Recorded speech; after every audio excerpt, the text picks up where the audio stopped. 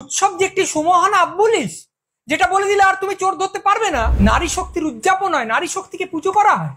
সেই পুজোটা ব্যবহার করে তুমি ঢাকা দিচ্ছ এমন একটা আন্দোলনকে যা নারী নির্যাতনের বিরুদ্ধে।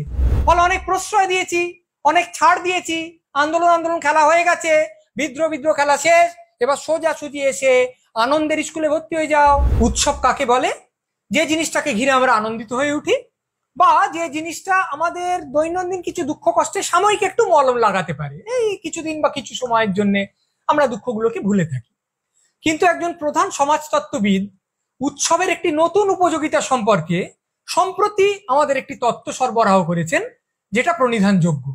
তিনি বলছেন, উৎসব যদি শুরু হয়ে যায় তাহলে তোমার প্রতিবাদ থেমে থাকতে হবে, প্রতিরোধ থেমে থাকতে হবে, বিদ্রোহ থেমে থাকতে হবে। ঠিক যেরকম রেফারি খেলা শেষের বাঁশি বাজিয়ে দিলে তুমি আর খেলা চালাতে পারো না, তোমাকে বল নিয়ে চলে যেতে হবে, সে তুমি যত গোলই হারো না কেন। ঠিক সেইভাবে তোমার মনের মধ্যে যতখানি ক্ষোভ সঞ্চিত হোক না কেন, যতখানি ক্রোধ পুঞ্জীভূত থাক না কেন, সেটাকে আর তুমি উগরে দিতে পারবে না, আছড়ে ফেলতে পারবে না, কারণ এবার উৎসব শুরু হয়ে গেছে। ফলে উৎসব যে একটি সুমহান আব্বুলিস, যেটা বলে দিলে আর তুমি চোর ধরতে পারবে না, এটা কেউ এতদিন জানতো না, কিন্তু এখন নতুন করে জানলো। কি ঘটেছে? একটা প্রখর অন্যায় ঘটেছে এবং অনেক জনের মনে হয়েছে সেই অন্যায়ের প্রতিকার করার কথা যাদের ছিল, তারা সেই অন্যায়ের প্রমাণ লোপাটে সাহায্য করেছে এবং সেই অন্যায়ের এক প্রধান হোতাকে আরো উঁচু কর্তৃপক্ষ থেকে তিরস্কৃত করার বদলে পুরস্কৃত করা হয়েছে। ফলত একটা সমাজ দাঁড়িয়ে থাকে যে প্রতিশ্রুতিগুলোর ওপর, যার মধ্যে একটা প্রধান প্রতিশ্রুতি হলো এই যে কেউ যদি অন্যায় করে তাকে চিহ্নিত করে শাস্তি দেওয়ার চেষ্টা করতে হবে, সেটাই লঙ্ঘিত হয়েছে। সেই জন্য কিছু লোক প্রতিবাদ করেছে, এই জনরোষ আছড়ে পড়েছে। এবং এটাও একটু বুদ্ধি থাকলেই বোঝা যায় যে এই অন্যায়টাকে কেন্দ্র করে জনরোষটা আছড়ে পড়লেও আসলে শাসক দলের বা সরকারের অনেক দিনের অনেকগুলো অন্যায়ের বিরুদ্ধে ক্রোধ ও ক্ষোভ পুঞ্জীভূত হচ্ছিল, এটাকে উপলক্ষ করে সেটা পুরোটা উগরে আসছে। তা সেটা জেনে শাসক দল কি করেছে? ক্ষমা প্রার্থী হয়েছে না, তারা কি সহমর্মী, সমব্যথী, সমজদারের স্বরে বলেছে না না ঠিক আছে, আমাদের কিছু ভুল হয়ে গেছে, আমরা আত্মসংশোধনের পথে যাব না। তারা কি করেছে? তারা কট্টর শাসকের স্বরেই বলেছে যে ভাই এসব করতে যাসনি। তাদের কিছু চেলা চামুন্ডা আছে যারা হুমকি দিয়েছে যে অমুকের বিকৃত ছবি আমরা পোস্টার করে টাঙাবো, তমুককে বেরোতে দেবো না। কোথাও মিছিলে, শান্তিপূর্ণ প্রতিবাদী মিছিলে লাঠি চালানো হয়েছে, তারা যা এঁকেছে সেগুলোকে মুছে দেওয়ার চেষ্টা করা হয়েছে।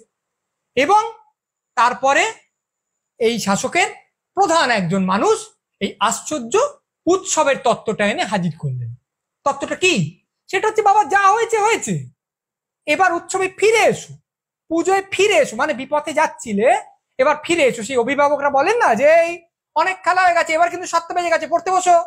ফলে অনেক প্রশ্রয় দিয়েছি, অনেক ছাড় দিয়েছি, আন্দোলন আন্দোলন খেলা হয়ে গেছে, বিদ্রোহ বিদ্রোহ খেলা শেষ, এবার সোজা সুজি এসে আনন্দের স্কুলে ভর্তি হয়ে যাও, কারণ উৎসব শুরু, অর্থাৎ ঢং করে বাজনা বেজে গেছে। এতদিন উৎসবকে একটা সাময়িক নিরাময়ের কাণ্ড হিসেবে অনেকজন লোক অভিহিত করেছেন, কিন্তু কেউ উৎসবকে বলেননি যে এটি একটি সুদৃঢ় যবনিকা। এইটা যখন এসে পড়ে গেছে, তখন এর আগে কি হয়েছে সেটা মুছে গেল।